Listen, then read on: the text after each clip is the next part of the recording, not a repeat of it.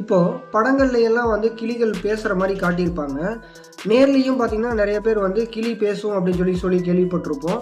எவ்வளவோ பறவை இனங்கள் இருக்குது. ஆனால் பர்டிகுலராக அந்த கிளிகள் மட்டும் எப்படி இந்த மனிதர்கள் மாதிரி பேசுது, ஆக்சுவலாக அந்த பண்பு வந்து இருக்கா, எப்படி வந்து அது சயின்டிஃபிக்காக ஒர்க் ஆகுது அப்படிங்கிறத பற்றி இந்த வீடியோவில் ஃபுல்லாக பார்த்துடலாம். அதாவது நல்ல வளர்ச்சி அடைந்த குரல் உறுப்புகள் வந்து இந்த கிளிகளுக்கு இருக்குது.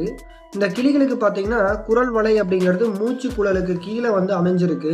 இப்போ மனிதர்கள் வந்து குரல் நான்களை பயன்படுத்துகிறாங்க.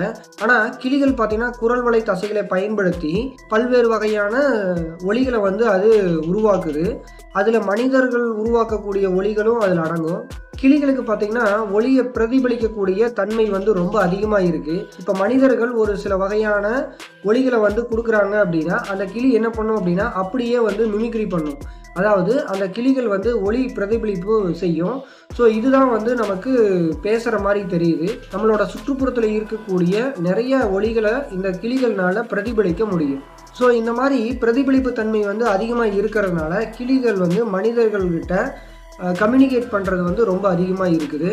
மனிதர்கள் எப்படி வாய் நாக்குகளை பயன்படுத்தி ஒலிகளை உருவாக்குறாங்களோ அதே மாதிரி கிளிகள் என்ன பண்ணுது அப்படின்னா நாக்கு மற்றும் அலகுகளை பயன்படுத்தி அது ஒலிகளை உருவாக்குது.